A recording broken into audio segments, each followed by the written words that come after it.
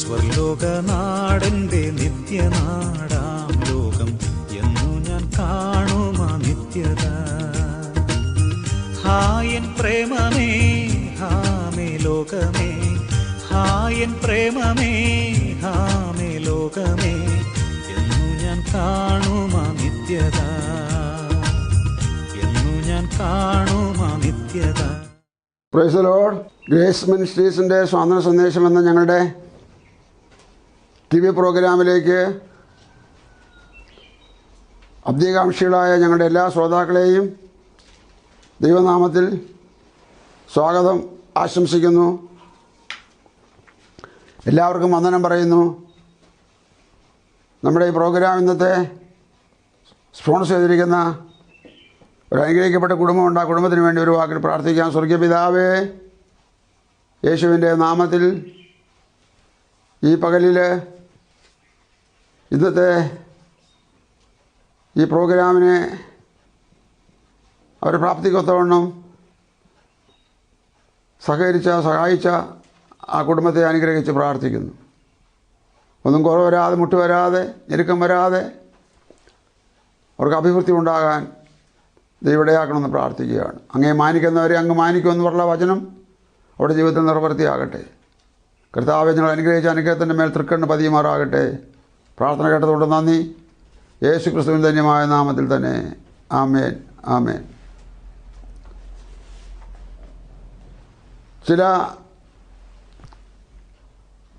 ആഴ്ചകളായി, മാസങ്ങളായി കർത്താവിനിവിടെ എന്താണുള്ളത് എന്ന്, അഥവാ നമ്മുടെ ദൈവത്തിന് ഭൂമിയിൽ എന്തുണ്ട് സ്വന്തമായിട്ട്, അങ്ങനെ നമ്മൾ പരിശോധിച്ച് വരുമ്പോൾ പുതിയ നിയമസഭയുടെ തുടക്കത്തിലെത്തി. വീണ്ടും നമ്മൾ കർത്താവിൻ്റെ മുന്തിരിത്തോട്ടത്തെക്കുറിച്ച് പഠിക്കാൻ താല്പര്യപ്പെടുകയാണ്. എന്തിനാണിത് ആവർത്തിച്ച് പറയുന്നത് എന്ന് ആരെങ്കിലും ചിന്തിക്കുന്നെങ്കിൽ കുറഞ്ഞ സമയം കൊണ്ട് കാര്യങ്ങൾ വ്യക്തമാക്കി തീർക്കാൻ കഴിയുന്നില്ല. ഏകദേശമെങ്കിലും ശ്രോതാക്കൾക്ക് ഇത് മനസ്സിലായിട്ട് അനുഗ്രഹിക്കപ്പെടണം എന്നുള്ള ആഗ്രഹത്തോടെയാണ്. ദൈവവചനത്തോട് എൻ്റെ ഹൃദയം ചേർന്നിരിക്കുന്നു എങ്കിൽ, മനസ്സൊട്ടിയിരിക്കുന്നെങ്കിൽ, ഒരാൾ അങ്ങനെ ആയിരിക്കുന്ന എന്ന് വിചാരിക്കുക, നിശ്ചയമായിട്ടും ആ വചനം ആ വ്യക്തിയെ സകലത്തിലും അനുഗ്രഹിക്കുന്ന വചനമാണ്. രോഗം,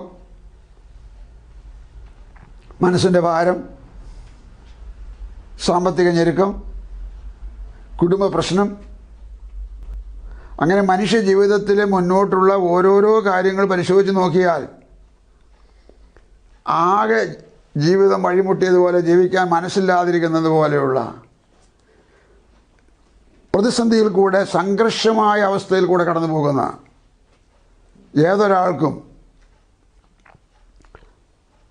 മതമോ പ്രായമോ വിദ്യാഭ്യാസമോ ഒന്നും നോക്കാതെ ഇതിൽ ശ്രദ്ധിക്കാൻ തയ്യാറായാൽ, ദൈവവചനം ശ്രദ്ധിച്ചു എന്നതിൻ്റെ പേരിൽ അതിൻ്റെ ഉടമസ്ഥൻ അതിനെ അനുഗ്രഹിക്കും. ആ വ്യക്തിയെ, ആ കുടുംബത്തെ അനുഗ്രഹിക്കും. ബൈബിൾ വചനമല്ലേ പറയുന്നതെന്ന് നിങ്ങൾ ആരെങ്കിലും ചിന്തിക്കുന്നെങ്കിൽ അവരോടായിട്ട് ഞാനൊരു വാക്ക് അതിന് മുൻകൂട്ടി പറയുന്നു. സ്വർഗത്തിൻ്റെ കാര്യം, ഈ ഭൂമിയുടെ ഭൂലോകത്തിൻ്റെ കാര്യം, നരകരാജ്യത്തിൻ്റെ കാര്യം, ജീവിതത്തിൻ്റെ എല്ലാ മേഖലകളിലും അനുഭവിക്കുന്ന പ്രശ്നങ്ങളുടെ കാര്യം, സുഖദുഃഖ സമ്മിശ്രമായിട്ടുള്ള ജീവിതത്തിൻ്റെ എല്ലാ മേഖലകളെയും തൊട്ട് കാണിച്ചുകൊണ്ട് പ്രശ്നവും പ്രശ്നങ്ങളുടെ പരിഹാരവും വെളിപ്പെടുത്തുന്ന ഒരേ ഒരു ഗ്രന്ഥം, പുസ്തകമാണ് ഈ പുസ്തകം. എൻ്റെ പ്രായം നിങ്ങൾക്ക് ഊഹിക്കാവുന്നതേ ഉള്ളൂ, അതുകൊണ്ട് ഞാൻ പ്രായം പറയുന്നില്ല. എന്നാൽ ഞാൻ പ്രാർത്ഥിക്കുന്ന പ്രാർത്ഥന, എത്രയോ പതിറ്റാണ്ടുകളായിട്ട് പ്രാർത്ഥിക്കുന്ന പ്രാർത്ഥന ഇങ്ങനെയാണ്. എല്ലാം പറയുന്നില്ല, ഒരു കാര്യം മാത്രം. കർത്താവേ, ഈ ശരീരം ദൈവത്തിൻ്റെ മന്ദിരമാണെന്ന് ഞങ്ങളുടെ വചനത്തിലുണ്ടല്ലോ. ഇത് പരിശുദ്ധാത്മാവിൻ്റെ മന്ദിരമാണെന്നുണ്ടല്ലോ. ഇത് യേശുക്രിസ്തുവിൻ്റെ അവയവ ഭാഗമാണെന്ന് വചനത്തിലുണ്ടല്ലോ. പിതാവാം ദൈവത്തിനും കർത്താവായ യേശുക്രിസ്തുവിനും പരിശുദ്ധാത്മാവിനും വേണ്ടി വേർതിരിക്കപ്പെട്ട ആ സംഭവത്തെക്കുറിച്ച് അടിക്കുറിപ്പ് എഴുതിയത്. ആകയാൽ നിങ്ങൾ താന്താങ്ങൾക്കുള്ളവരെല്ലാം നിങ്ങൾ അറിയുന്നില്ലയോ? അറിയണം. ഞാൻ എനിക്കുള്ളവനല്ല, ഭൂമിയിൽ ആർക്കുമുള്ളവനല്ല, എന്നാൽ ഞാൻ എനിക്കുള്ളവനാണ്, ഭൂമിയിലെ എല്ലാവർക്കുമാണ്. പക്ഷേ അതിൻ്റെ ആദ്യഭാഗവും തുടക്കവും എല്ലാത്തിൻ്റെയും ലീഡർഷിപ്പും ദൈവത്തിനാണ്. ദൈവത്തെ ഇവിടെ കൊണ്ടുവന്ന് നിർത്താൻ എനിക്ക് കഴിയും. കാരണം അത് അവിടുത്തെ വാഗ്ദത്തമായതുകൊണ്ടാണ്. പലരും ധാരാളം പ്രാർത്ഥിക്കും, ഒന്നും ലഭിക്കുന്നില്ല. എൻ്റെ വിഷയം ഇപ്പോൾ അതല്ലാത്തത് കൊണ്ട് അങ്ങോട്ട് പോകുന്നില്ല. ഒരു വാക്ക് യാക്കോബ് 4:3 വായിക്കുന്നത് ഇങ്ങനെയാണ്: നിങ്ങൾ പ്രാർത്ഥിക്കുന്നുവെങ്കിലും ഒന്നും ലഭിക്കുന്നില്ല. നിങ്ങൾ സ്വന്തം മോഹങ്ങൾ ചെലവിടേണ്ടതിന് വല്ലാതെ യാചിക്കുന്നുണ്ട്, ഒന്നും ലഭിക്കുന്നില്ല. വല്ലാതെ യാചിക്കുന്നു, ഭൗതിക കാര്യങ്ങൾക്ക് മാത്രം ഊന്നൽ കൊടുക്കുന്നു. ആത്മീയ കാര്യവും ആത്മരക്ഷയും ദൈവരാജ്യവും ദൈവകാര്യവും വിസ്മരിക്കുന്നു. അതുകൊണ്ട് ഒന്നും ലഭിക്കുന്നില്ല. കാര്യം വിടാം. ദൈവത്തിന് സ്തോത്രം.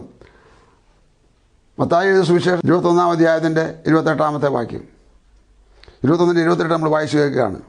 ഒരു മനുഷ്യന് 2 പുത്രന്മാർ ഉണ്ടായിരുന്നു. അവൻ ഒന്നാമത്തവന്റെ അടുക്കൽ ചെന്ന്, മകനെ, നീ എന്റെ മുന്തിരിത്തോട്ടത്തിൽ പോയി വേല ചെയ്യുക എന്ന് പറഞ്ഞു. എനിക്ക് മനസ്സില്ല എന്ന് അവൻ ഉത്തരം പറഞ്ഞു. എങ്കിലും പിന്നത്തേതിൽ അനുതപിച്ച് അവൻ പോയി. അടുത്തത്, രണ്ടാമത്തവന്റെ അടുക്കൽ അവൻ ചെന്ന് അങ്ങനെ തന്നെ പറഞ്ഞപ്പോൾ, ഞാൻ പോകാം അപ്പാ എന്ന് അവൻ ഉത്തരം പറഞ്ഞു. പോയില്ല താനും. ഈ 2 പേരിൽ ആരാകുന്നു അപ്പന്റെ ഇഷ്ടം ചെയ്തത്? ഒന്നാമത്തവൻ എന്ന് അവർ പറഞ്ഞു. മതി.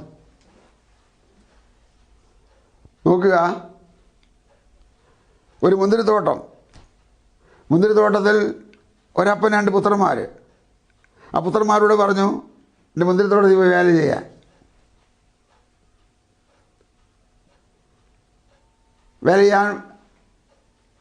കർത്താവ് പറഞ്ഞു എന്ന് ഉപമ പറയുകയാണ്. എന്തുവാകട്ടെ, 2 പേരുടെയും പ്രതികരണം എഴുതിയിട്ടുണ്ട്. അന്നേരം നടന്ന സംഭവമല്ല. യേശു സ്വർഗ്ഗാരോഹണം ചെയ്ത് കഴിഞ്ഞതിന് ശേഷം സഭ സ്ഥാപിതമായി കഴിയുമ്പോൾ പിന്നീടുണ്ടാകുന്ന സംഭവ വികാസങ്ങളിൽ ഇങ്ങനെയുള്ള ആൾക്കാരും ഉണ്ടാകും എന്നതിന് മുന്നറിയിപ്പാണത്.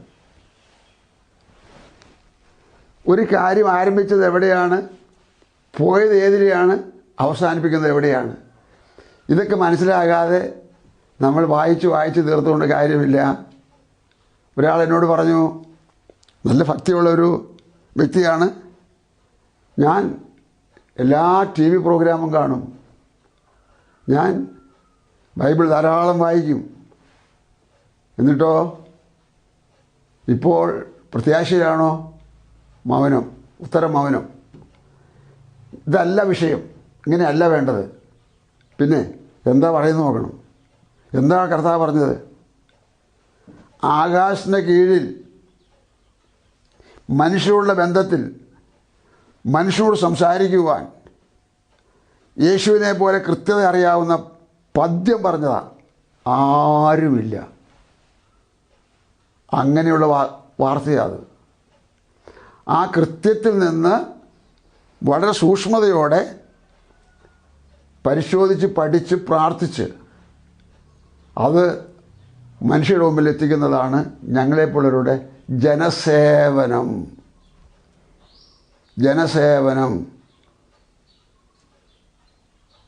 ഒത്തിരി അധ്വാനവും ഒരുപാട് ചെലവും സമയവും മറ്റും ഇതിന് ഞങ്ങൾ ചെലവഴിക്കുന്നുണ്ട്. അത് നിങ്ങളെ ബോധിപ്പിക്കാനല്ല, ഇതിൻ്റെ ഉടമസ്ഥനെ ബോധിപ്പിക്കാൻ. ഉടമസ്ഥൻ ദൈവം. അപ്പോൾ ഇവിടെ ഒരാളോട് പറഞ്ഞപ്പോൾ ആൾ പറഞ്ഞു എനിക്ക് മനസ്സില്ല. മറ്റേയാളോട് മറ്റേയാൾ പറഞ്ഞു പോകാം അപ്പാ എന്ന് പറഞ്ഞു. 2 പേരുടെ 2 ഹൃദയത്തിൻ്റെ നിലപാട് പരിശോധിച്ചിട്ട് അത് കുറിച്ച് വെക്കുവാൻ മത്തായിയെ ഏൽപ്പിച്ചു.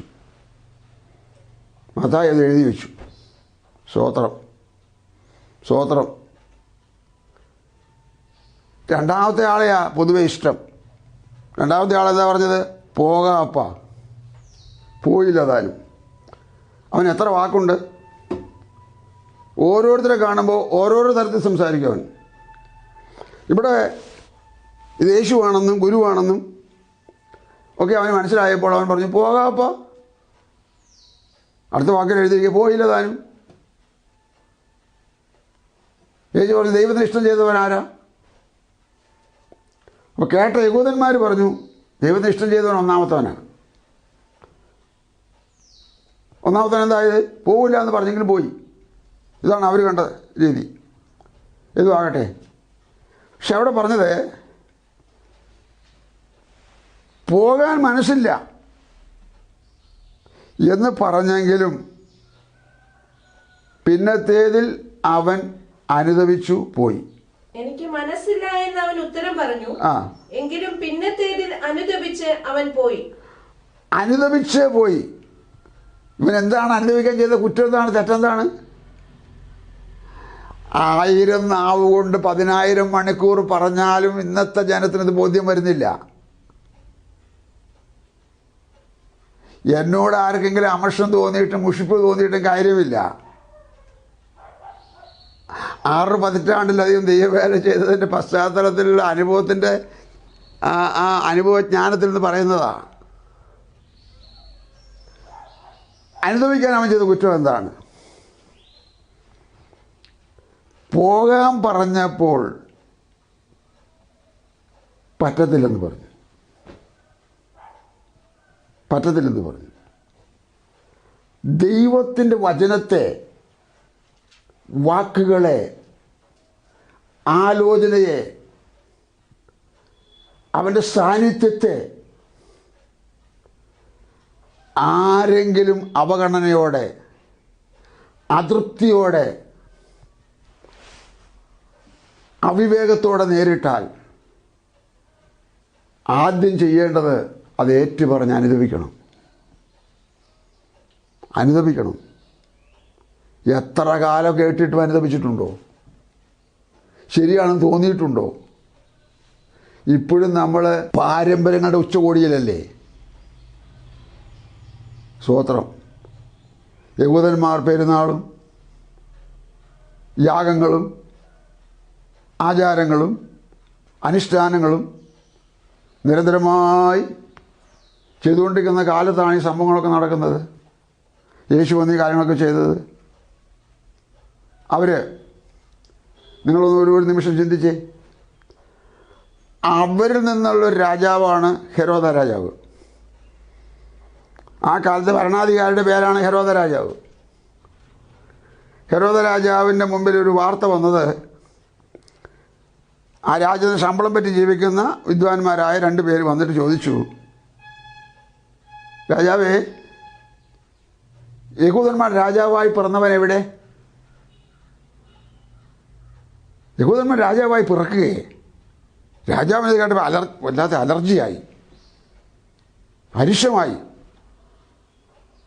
രാജാവ് ചോദിച്ചു, എന്താണ് കാര്യം? ഞങ്ങൾ അവൻ്റെ നക്ഷത്രം കിഴക്ക് കണ്ടു, അതുകൊണ്ട് അവനിവിടെ ആയിരിക്കും പറഞ്ഞതെന്നോർത്ത് വന്നതാണെന്നുള്ള ആ അടയാളത്തിൽ അവർ പറഞ്ഞു. രാജാവ് വേഗം ആ രാത്രി തന്നെ ആളയച്ച് പള്ളിയിലെ ഉപദേഷ്ടാക്കന്മാരെ, നേതാക്കന്മാരെ വിളിച്ചു വരുത്തി. ഞാനീ പറയുന്ന കാര്യം മത്തായി 2 കാര്യമാണ്. അവർ വന്നപ്പോൾ രാജാവ് ചോദിച്ചു, യേശു എവിടെയാണ് പിറക്കുന്നത്? അവരാ വചനമെടുത്ത് വായിച്ചു കേൾപ്പിച്ചു. യഹൂദയിലെ ബേത്ലഹേമിൽ തന്നെ. എന്നാൽ രാജാവിൻ്റെ അകത്തൊരു കൊള്ളിമീൻ മിന്നിയാണ്. രാജാവായി പിറന്നിരിക്കുന്നു എന്നല്ലേ പറഞ്ഞത്? അങ്ങനെ ചിന്തിച്ചും പറഞ്ഞ് ആലോചിച്ചൊക്കെ വന്നപ്പോൾ തന്നെ 2 വർഷത്തോളം ആയെന്ന് വിചാരിക്കാം. രാജാവ് ഉടനെ ഒരു ഓർഡർ ഇട്ടു, 2 വയസ്സിന് താഴെയുള്ള ആൺകുട്ടികളെയൊക്കെ കൊല്ലണം. അങ്ങനെ ചെയ്താൽ യേശു കുഞ്ഞിനെ കൊന്നുകളയാം, രാജാവായി പിറന്നവൻ ഇവർ പറഞ്ഞവനെ കൊന്നുകളയാം എന്ന ആ കുലുഷിത ചിന്തയിൽ വിചാരത്തിൽ രാജാവ് ഓർഡർ ഇട്ടു, അനേക കുഞ്ഞുങ്ങളെ കൊന്നു. യേശു കുഞ്ഞിനെ കിട്ടിയില്ല. ഞാനിവിടെ ചോദിക്കുന്ന ഒരു ചോദ്യം, യഹൂദന്മാരുടെ രാജാവായിരിക്കുന്ന ഹെരോദാവ് യഹൂദ ആലയത്തിലെ നേതാക്കന്മാരായവരെ വിളിച്ചു വരുത്തി ന്യായപ്രമാണ പുസ്തകത്തിൽ യേശുവിനെക്കുറിച്ച് എഴുതിയിരിക്കുന്നത് വായിച്ചു കേട്ടു, കാര്യങ്ങളെല്ലാം മനസ്സിലായി. ആ യേശുവിനെ കൊല്ലാൻ പരിപാടി ഇട്ടപ്പോൾ ഇവൻ്റെ ബുദ്ധി എത്ര വലുതാ? കേൾവിക്കാർക്ക് മനസ്സിലാകുന്നുണ്ടോ? ഇതുപോലെ മണ്ടനായ ഒരു രാജാവുണ്ടോ? എന്തൊരു ഭരണാധികാരിയാണ് ഇവരൊക്കെ? സാമാന്യ ബോധമുണ്ടോ? എന്തിനാണ് ആ പുസ്തകം കൊണ്ടു വായിച്ചത്? അത് ന്യായപ്രമാണ പുസ്തകമല്ലേ? ന്യായപ്രമാണ പുസ്തകത്തിൽ എഴുതിയിട്ടില്ലേ അവൻ ബേത്ലഹേമിൽ ജനിക്കുമെന്ന്? ആ ജന്മമല്ലേ പറഞ്ഞത്?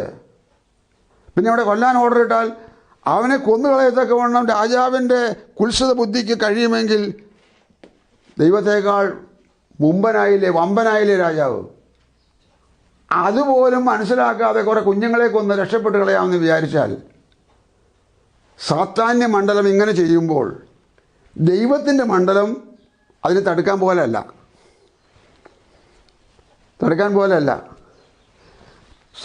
സാത്താൻ്റെ പ്രവൃത്തി ചെയ്തോട്ടെ. ലോകം കുറേ കാലം അവനാണ് കൊണ്ടുനടക്കുന്നത്, ചെയ്തോട്ടെ. പക്ഷെ ദൈവത്തിൻ്റെ പ്രവൃത്തി ദൈവം ചെയ്യും. ദൈവത്തിൻ്റെ യേശുവിനെ ദൈവം സൂക്ഷിച്ചു. മനസ്സിലായോ? ഇങ്ങനെ പുസ്തകം അറിയാം, പുസ്തകത്തിലെ കാര്യമൊക്കെ വായിച്ചിട്ടുണ്ട്, കേട്ടിട്ടുണ്ട്, കഥയറിയാം, വീണ്ടും കേൾക്കുന്നത് ഇഷ്ടമാണ്, യേശുവിനെ ഇഷ്ടമാണ്, പ്രാർത്ഥന ഇഷ്ടമാണ്, പാട്ട് ഇഷ്ടമാണ്, സന്ദേശം കേൾക്കുന്നത് ഇഷ്ടമാണ്. ഇതൊക്കെ ഇഷ്ടമായിട്ട് എന്നാ ഗുണം? നിത്യജീവനെ പ്രാപിച്ചോ? ആത്മരക്ഷ പ്രാപിച്ചോ? ദൈവരാജ്യത്തിന് അംഗമായോ? വീണ്ടും ജനിച്ചോ?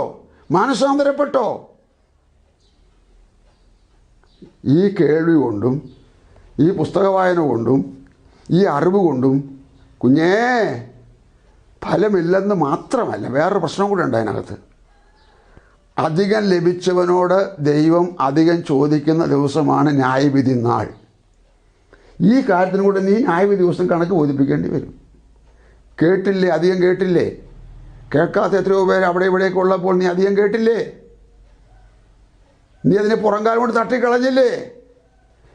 നീ അതിനെ നിസ്സാരവൽക്കരിച്ചില്ലേ? അതിൻ്റെയും കൂടെ ശിക്ഷയ്ക്ക് കാഠിന്യം കൂടും. നരകത്തിലേക്ക് പോകുന്നവർക്കും ശിക്ഷയ്ക്ക് വ്യത്യാസമുണ്ട്. നരകത്തിൽ നിന്ന് ഒഴിവില്ല, പക്ഷേ അവിടുത്തെ കാഠിന്യത്തിന് വ്യത്യാസമുണ്ട്. അത് നിങ്ങൾക്ക് അറിയണമെങ്കിൽ വെളിപ്പാട് പുസ്തകം 20-ാം അധ്യായത്തിൻ്റെ 14-ാം വാക്യം വായിച്ചു നോക്കിയാൽ മതി. അവിടെ അതിൻ്റെ വ്യത്യാസം എഴുതിയിട്ടുണ്ട്. ഒന്ന് വായിച്ചു നോക്കിയത് 20-14. മരണത്തെയും പാതാളത്തെയും തീപ്പൊയ്കയിൽ തള്ളിയിട്ടു. ഈ തീപ്പൊയ്ക രണ്ടാമത്തെ മരണം. 13-ാമത്തെ വാക്യം. സമുദ്രം തന്നിലുള്ള മരിച്ചവരെ ഏൽപ്പിച്ചു കൊടുത്തു, മരണവും പാതാളവും തങ്ങളിലുള്ള മരിച്ചവരെ ഏൽപ്പിച്ചു കൊടുത്തു. ഓരോരുത്തരും അവനവന്റെ പ്രവൃത്തികൾക്കടുത്ത വിധിയുണ്ടായി. യേശു കുഞ്ഞിനെ കൊല്ലുന്നതിന് വേണ്ടിയുള്ള കുശാഗ്രബുദ്ധിക്കകത്ത് അനേക കുഞ്ഞുങ്ങളെ കൊന്നുകളഞ്ഞ കുശാഗ്രബുദ്ധി, പ്രവൃത്തിക്ക് അടുത്ത വിധിയുണ്ടായി.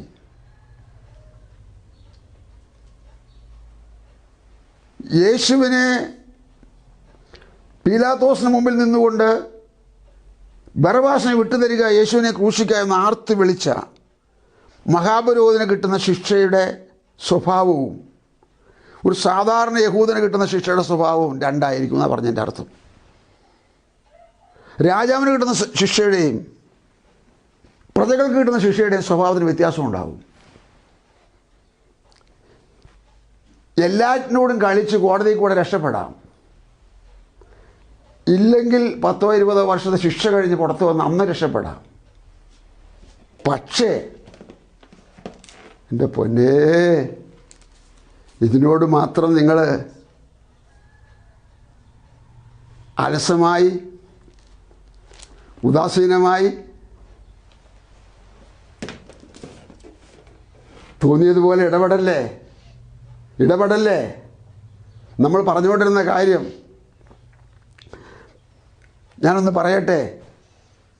1 തിമോത്തിയോസ് 2:15 ഇങ്ങനെ വായിക്കുന്നുണ്ട്, സത്യവചനത്തെ യഥാർത്ഥമായി പ്രസംഗിച്ചുകൊണ്ട് ലജ്ജിപ്പാൻ കഴിയാത്ത വേലക്കാരനായി ദൈവത്തിന് കൊള്ളാകുന്നവനായി നിൽപ്പാൻ ശ്രമിക്കുക. ഞാൻ പറഞ്ഞതുപോലെ തന്നെയാണോ എഴുതിയിരിക്കുന്നത്? സത്യവചനത്തെ യഥാർത്ഥമായി പ്രസംഗിച്ചുകൊണ്ട് ലജ്ജിപ്പാൻ സംഗതിയില്ലാത്ത വേലക്കാരനായി ദൈവത്തിന് കൊള്ളാകുന്നവനായി നിൽപ്പാൻ ശ്രമിക്കാം. ദൈവത്തിന് കൊള്ളാകുന്നവനാകണമെങ്കിൽ സത്യവചനത്തെ യഥാർത്ഥമായി പ്രസംഗിക്കണം. പോയില്ല, പോകാൻ അസൗകര്യമാണപ്പ എന്ന് പറഞ്ഞ് അപ്പനെ ഒഴിവാക്കി, പക്ഷെ അനുദപിച്ചു. നേരെ പോവുകയല്ല ചെയ്തേ, ആദ്യം അനുദപിച്ചു എന്ന് പറഞ്ഞാൽ അങ്ങോട്ട് പോകാൻ ഒരുങ്ങി, ആ തോട്ടത്തിലേക്ക് കയറാൻ ഒരുങ്ങി, അപ്പൻ്റെ പിന്നാലെ പോകാൻ ഒരുങ്ങി, ആ വചനത്തെ അനുസരിക്കാതിരുന്നതിൻ്റെ തെറ്റ് സമ്മതിച്ചു. അങ്ങനെ ഒരുങ്ങി പുറപ്പെട്ട് പോകാനുള്ള സ്ഥലമാണ് മുന്തിരിത്തോട്ടം. മുന്തിരിത്തോട്ടം സമം ദൈവത്തിൻ്റെ സഭ. ഞാൻ പറഞ്ഞു കഴിഞ്ഞതല്ലേ കഴിഞ്ഞ പ്രാവശ്യം. ദൈവത്തിൻ്റെ സഭ എന്ന് പറയുന്നത് ആൾക്കൂട്ടം അല്ല. ദൈവത്തിൻ്റെ സഭയിൽ ഒരൊറ്റ വ്യക്തിയും പെറ്റുപെരുകി ഉണ്ടായതല്ല. ദൈവത്തിൻ്റെ സഭയിലെ ഓരോ വ്യക്തികളും മാനസാന്തരപ്പെട്ടവർ മാത്രമാണ്. ദൈവത്തിൻ്റെ സഭയിലുള്ള ഓരോരുത്തരും ജലസ്നാനം സ്വീകരിച്ചവരാണ്. ദൈവത്തിൻ്റെ സഭയിലുള്ള ഒരു അശുദ്ധൻ പോലും അതിനകത്തില്ല, ഒരു പാപി പോലും അതിനകത്തില്ല. വെറുതെ സമയം കളയരുത്, കളിപ്പ് പറ്റരുത്. യഹോവയെന്ന് ഞാൻ വിശുദ്ധനാകിയാൽ നിങ്ങൾ വിശുദ്ധരായിരിപ്പീൻ. പത്രോസ് എഴുതുകയാണ്, പണ്ട് നിങ്ങളുടെ അജ്ഞാനകാലത്തുണ്ടായിരുന്ന മോഹങ്ങളെ മാതൃകയാക്കാതെ ഇപ്പോൾ നിങ്ങളെ വിളിച്ച വിശുദ്ധനൊത്തവണ്ണം എല്ലാ നടപ്പിലും വിശുദ്ധരാകുവീൻ. അജ്ഞാനകാലത്തുണ്ടായിരുന്ന കാര്യങ്ങളെ കളയാൻ ഇപ്പോൾ നിങ്ങൾ വിളിച്ച വിശുദ്ധനൊത്തവണ്ണം എല്ലാ നടപ്പിലും വിശുദ്ധരാകുവീൻ. തോന്നുന്നത് പോലെ അടുക്കാനും ഇടപെടാനും കൊണ്ടു നടക്കാനും ആൾ കളിക്കാനും ഉള്ള ഇടമല്ല, സഭയല്ല ഈ മുന്തിരിത്തോട്ടം. അടുത്ത വെള്ളിയാഴ്ച നിർബന്ധമായും ഇതിന് ബാക്കി കേൾക്കണം. അതോടെ നമുക്കിത് അവസാനിപ്പിക്കാം. അത് കേൾക്കുമ്പോൾ നിങ്ങൾക്ക് കാര്യം മനസ്സിലാവും. മനസ്സിലായെങ്കിലാകട്ടെ എന്ന് മാത്രമേ ഉള്ളൂ. ഇതിലധികം ലളിതമാക്കി പറയാൻ, ഇതിലധികം വിശദീകരിച്ച് പറയാൻ സമയത്തിൻ്റെ പരിമിതിയുണ്ട്. തന്നെയുമല്ല, ആവശ്യമുള്ളവർക്ക്, മനസ്സുള്ളവർക്ക് ഇത്രയും മതി എന്നുള്ളതാണ് എൻ്റെ പക്ഷം. ഓക്കെ, പറഞ്ഞു പോകുന്ന കാര്യം മനസ്സിലാക്കാൻ ദൈവം നമ്മെ സഹായിക്കട്ടെ. 1 കൊരിന്ത്യർ 6:19 വായിച്ച് പെട്ടെന്ന്. 1 കൊരിന്ത്യർ 6:19. ദൈവത്തിന്റെ ദാനമായി നിങ്ങളിലിരിക്കുന്ന പരിശുദ്ധാത്മാവിന്റെ മന്ദിരമാകുന്നു നിങ്ങളുടെ ശരീരം. നിങ്ങളുടെ ശരീരം ദൈവത്തിന്റെ പരിശുദ്ധാത്മാവിന്റെ മന്ദിരമാണ്. നിങ്ങളെ വിലയ്ക്ക് വാങ്ങിയിരിക്കുക നിങ്ങൾ താന്താങ്ങൾക്കുള്ളവരല്ല എന്നും അറിയുന്നില്ലയോ? നിങ്ങളെ വിലയ്ക്ക് വാങ്ങിയിരിക്കുക നിങ്ങൾ താന്താങ്ങൾക്കുള്ളവരല്ലെന്ന് അറിയുന്നില്ലയോ? ആകയാൽ നിങ്ങളുടെ ശരീരം കൊണ്ട് ദൈവത്തെ മഹത്വപ്പെടുത്തും. ശരീരം കൊണ്ട് പോലും ദൈവത്തെ മഹത്വപ്പെടുത്തുകയും ദോഷം കണ്ടുകൂടാതെ നിർമ്മല ദൃഷ്ടിയുള്ളവൻ, അനുദപിക്കാൻ ആവശ്യമില്ലാത്തവൻ, മനുഷ്യനല്ലാത്തതുകൊണ്ട് അനുദപിക്കേണ്ട ആവശ്യമില്ല അവന്. അങ്ങനെയുള്ള മഹാപരിശുദ്ധനായ ദൈവത്തെ അങ്ങോട്ടടുക്കുമ്പോൾ, ആശ്രയിക്കുമ്പോൾ, അപേക്ഷിക്കുമ്പോൾ ആദ്യം അനുദപിച്ച് പാപത്തെ ഏറ്റുപറഞ്ഞ് ഉപേക്ഷിക്കണം. എന്നിട്ട് ഞാനത് ചെയ്തോളാം, ഞാനത് ചെയ്യാം എന്ന് പറഞ്ഞ് അവരവരുടെ കഴിവിനും പ്രാപ്തിക്കും സമയത്തിനും അനുസരിച്ച് അതിൽ പങ്കാളികളാകുക. ആ ഭാഗം കർത്താവ് നിങ്ങളെ അതിനായി ഒരുക്കട്ടെ, സഹായിക്കട്ടെ. കഴിഞ്ഞ എപ്പിസോഡിൽ നമ്മൾ വായിച്ചു എങ്കിൽ കൂടെ ഒന്നുകൂടി നമുക്കത് വായിക്കേണ്ട ആവശ്യമുണ്ട്. അത് ഉത്തമഗീതം 2:13 ആ വാക്യത്തിൽ നമുക്കൊരു കാര്യം കാണേണ്ടതുണ്ട്. അത്തിക്കായ്കൾ പഴുക്കുന്നു, മുന്തിരിവള്ളി പൂത്ത് സുഗന്ധം വീശുന്നു. ഓക്കെ, അപ്പോൾ മുന്തിരിവള്ളി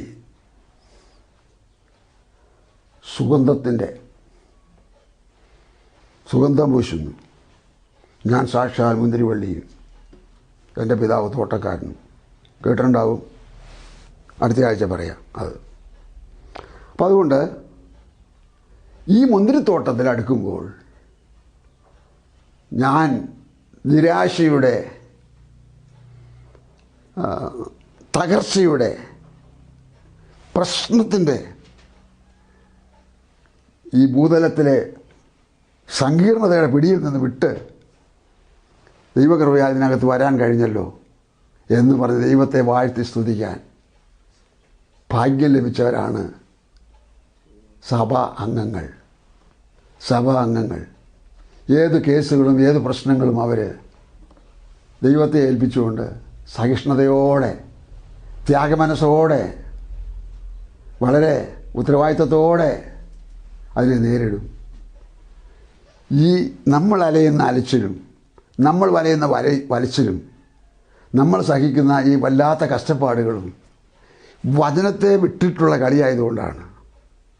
വചനത്തെ വിടുമ്പോൾ ദൈവത്തെയും വിട്ടു. ആദ്യം വചനമുണ്ടായിരുന്നു, വചനം ദൈവത്തോടു കൂടെയായിരുന്നു, വചനം ദൈവമായിരുന്നു. അപ്പോൾ വചനത്തെ വിടുമ്പോൾ ദൈവത്തെ വിട്ടു, ദൈവത്തോട് അടുക്കുമ്പോൾ വചനത്തോട് ചേർന്നു. ഈ വചനം എന്തിനാണ് കർത്താവ് ഇങ്ങനെ ആയിരങ്ങളെ കൊണ്ടിങ്ങനെ തുരുതുരാന്നിങ്ങനെ പറയിപ്പിക്കുന്നത്? അവൻ്റെ മഹാസ്നേഹത്തിൻ്റെ പ്രതിധ്വനിയാണത്. എങ്ങനെയെങ്കിലും ജനം ഒരുങ്ങട്ടെ, ജനം ഉണരട്ടെ, ജനം ഇതിലേക്ക് വരട്ടെ, ജനം ദൈവത്തെ അറിയാനിടയാകട്ടെ എന്ന് വിചാരിച്ചുകൊണ്ട് ദൈവം ചെയ്യുന്ന ഏറ്റവും മഹത്തായ കാര്യമാണ്. ദൈവത്തിൻ്റെ സ്തോത്രം. നമുക്കിവിടെ അവസാനിപ്പിക്കാം. കർത്താവ് നമ്മെ അനുഗ്രഹിക്കട്ടെ, സഹായിക്കട്ടെ. മത്തായി സുവിശേഷം 20-ാം അധ്യായത്തിന് 4-ാമത്തെ വാക്യം കൊണ്ട് ഒന്ന് വായിക്കാമെങ്കിൽ നമുക്ക് വേഗത്തിൽ കാര്യങ്ങൾ തീർക്കാം. സുഗന്ധം വീശുന്ന ഈ മുന്തിരിത്തോട്ടത്തിലെ സ്ഥിതി മനസ്സിലാക്കാൻ, മത്തായി സുവിശേഷം 20-4 നിങ്ങളും മുന്തിരിത്തോട്ടത്തിൽ പോകുവിൻ, ന്യായമായത് തരാമെന്ന് അവരോട് പറഞ്ഞു. ന്യായമായത് തരാമെന്ന് മുന്തിരിത്തോട്ടത്തിൻ്റെ ഉടമസ്ഥൻ പറഞ്ഞു, അങ്ങോട്ട് ചെല്ലാൻ പറഞ്ഞു. ഈ തോട്ടത്തിലേക്ക് പോകാൻ പറയുന്നത് കയ്യും കെട്ടി അവിടെ പോയി ഇരിക്കാനല്ല, അവിടെ പോയി നിരാശപ്പെട്ട് തളർന്ന് കിടക്കാനുമല്ല, ന്യായമായത് തരാമെന്ന് പറഞ്ഞു വിട്ടു. അവിടെ അന്യായമില്ല, ദൈവത്തിന് മുമ്പിൽ അന്യായമില്ല, ദൈവത്തിന് മുമ്പിൽ അനീതിയില്ല, ദൈവത്തിന് മുമ്പിൽ ആ വിധത്തിലുള്ള തിന്മകൾ ഒന്നുമില്ല, ദോഷങ്ങളൊന്നുമില്ല. ദൈവം തമ്പുരാൻ നമ്മെ വിളിച്ചാൽ, ദൈവം നമ്മളോട് പറഞ്ഞതനുസരിക്കാൻ തയ്യാറായാൽ ചിലരോട് സ്നാനപ്പെടാൻ പറയും, സ്നാനപ്പെടില്ല. ഒരു സഹോദരി പറഞ്ഞു, ഞാൻ ദൈവം എന്നോട് പറയാതെ ഞാൻ സ്നാനപ്പെടുകയില്ല. തൻ്റെ സഹോദരനായ തൻ്റെ കുടുംബത്തിലെ സഹോദരൻ തന്നോട് പറഞ്ഞു, നിൻ്റെ ആയുസ്സുള്ള കാലത്ത് ദൈവം നിന്നോട് പറയത്തില്ല. എന്താണ് അങ്ങനെ? അപ്പോൾ പറഞ്ഞു, ആങ്ങളയായ സഹോദരൻ പറഞ്ഞു, അതോ നിന്നോട് പറയാൻ എന്നെപ്പോലെയുള്ളവരെ ദൈവം ഏൽപ്പിച്ചിരിക്കുകയാണ്,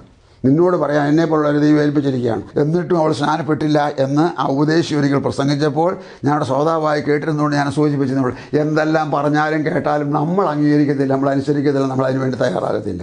നമുക്കിവിടെ അവസാനിപ്പിക്കാൻ ചുരുക്കാം. ദൈവത്തിന് ന്യായമായത് കിട്ടുന്ന ഒരിടമുണ്ടെങ്കിൽ, അന്യായമില്ലാത്തൊരിടമുണ്ടെങ്കിൽ, അനീതിയില്ലാത്തൊരിടം ഉണ്ടെങ്കിൽ, അത് ഏതെങ്കിലും വിധത്തിൽ നമ്മെ തള്ളി പറയാത്തൊരിടമുണ്ടെങ്കിൽ, നാം എത്ര ബലഹീനരായാലും നമ്മെ വന്ന് കൂട്ടിക്കൊണ്ടുപോകുന്ന ഒരുവനുണ്ടെങ്കിൽ അത് ഈ കർത്താവും അവൻ്റെ പാദപീഠവും മാത്രമേ ഉള്ളൂ. അവിടേക്ക് നിങ്ങൾ വരുന്നോ? നിങ്ങൾ കയറുന്നോ? നിങ്ങൾക്ക് സമ്മതമുണ്ടോ? ഈ തോട്ടത്തിൽ വരാൻ മനസ്സുണ്ടോ? നിങ്ങൾ ഈ തോട്ടത്തിലായിരിക്കുന്നുവോ? ചിന്തിപ്പീൻ, പരിശോധിപ്പീൻ. ഈ തോട്ടത്തിൻ്റെ സമാപനം ദൈവരാജ്യം. സ്വർഗീയ പിതാവേ, യേശുവിൻ നാമത്തിൽ ഇന്ന് പകലിൽ ഈ വചനം കേട്ടവരായ അങ്ങയുടെ ഈ ജനത്തോട് ദൈവം ഇടപെടണമേ. കർത്താവിൻ്റെ മുന്തിരിത്തോട്ടത്തെക്കുറിച്ച് ഞങ്ങൾ കേട്ടിട്ടുണ്ട്, ഞങ്ങൾ വായിച്ചിട്ടുണ്ട്, ഞങ്ങൾ പറഞ്ഞിട്ടുണ്ട്. കർത്താവേ, കേട്ടതും വായിച്ചതും പറഞ്ഞതിനും അപ്പുറത്ത് അതെന്താണെന്നും അതിനകത്ത് എങ്ങനെയാണെന്നും ഞങ്ങൾ ഒരിക്കൽ കൂടെ കേൾപ്പിച്ചതിനായി നന്ദി പറയുന്നു. കേട്ടവരായ ആരും അതിലന്യപ്പെട്ടു പോകാൻ ഇടവരലേ. കർത്താവിൻ്റെ പക്കൽ ഈ പ്രിയപ്പെട്ടവരെ ഭരമേൽപ്പിക്കുന്നു. സാധിക്കട്ടെ, സംഭവിക്കട്ടെ, ഉണ്ടാകട്ടെ. വിശുദ്ധന്മാരെ ചേർക്കാൻ രണ്ടാമതും വേഗത്തിൽ വരുന്ന യേശു ക്രിസ്തുവിൻ്റെ ധന്യമായ നാമത്തിൽ തന്നെ. ആമേൻ, ആമേൻ.